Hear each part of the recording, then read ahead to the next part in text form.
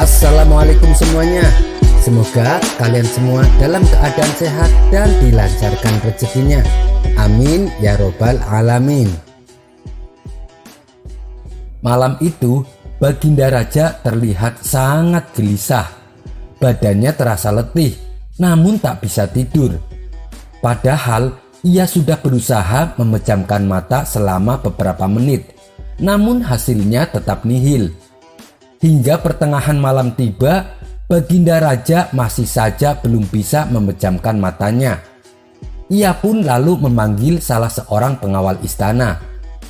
"Hei pengawal, umumkan kepada seluruh rakyat kerajaan, barang siapa bisa membuat saya tertidur akan diberi hadiah 10 kantong uang emas," titah Baginda Raja.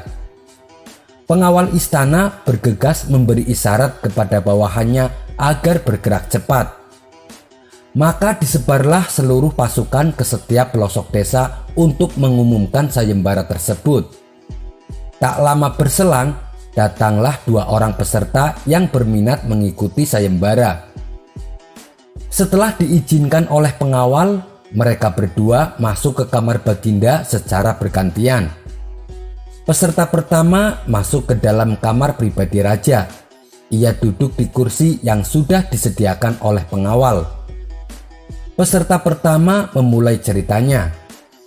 Dahulu kala ada pemuda durhaka bernama Tha'labah. Kelakuan kurang ajarnya membuat hati kedua orang tuanya terluka. Namun menjelang wafatnya Tha'labah pun bertaubat. Dan di saat sakratul mautnya Tha'labah tak kunjung meninggal. Ia sakratul maut hingga berbulan-bulan. Doa Rasulullah pun tidak dikabulkan, kecuali kesalahannya dulu dimaafkan oleh kedua orang tuanya. Sampai cerita itu habis, Baginda Raja malah semakin sulit tertidur karena ia asik menyimak cerita tersebut. Peserta pertama pun dianggap gagal dan disuruh pulang ke rumah. Giliran peserta kedua masuk ke kamar Baginda Raja. Peserta kedua duduk bersila di kursi yang sudah disediakan oleh pengawal istana. Dengan percaya diri, ia pun mulai bercerita. Begitu cantik jelitanya Ratu Balkis, membuat siapapun kepincut, termasuk para jin. Namun sayang, di balik kesempurnaan parasnya, Ratu Balkis digosipkan mempunyai kutil di betis sebelah kirinya. Nabi Sulaiman lalu ingin membuktikan kebenaran gosip tersebut. Beliau kemudian mengundang Ratu Balkis untuk datang ke istananya.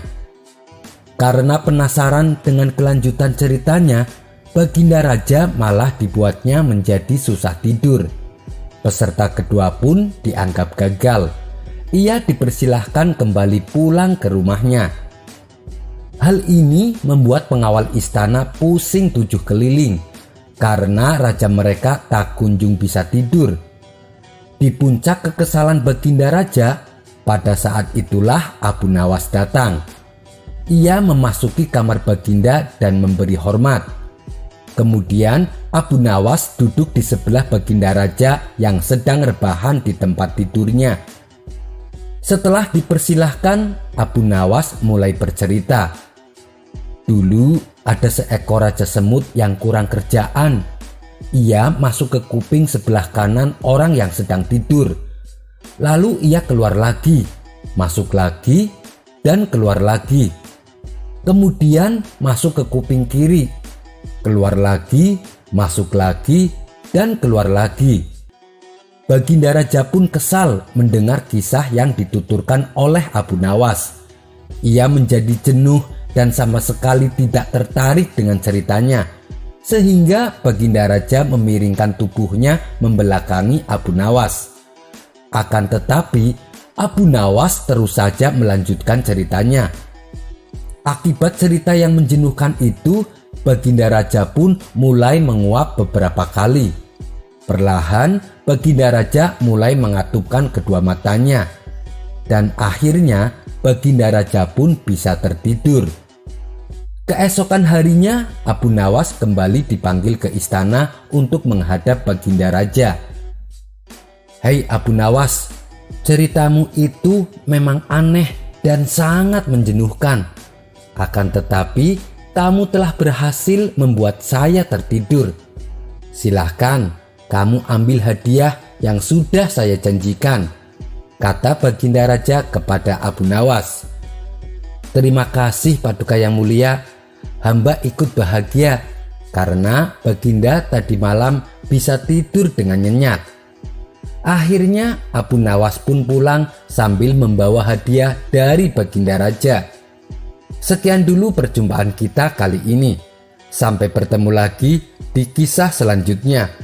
Terima kasih yang sudah subscribe dan setia menonton channel ini.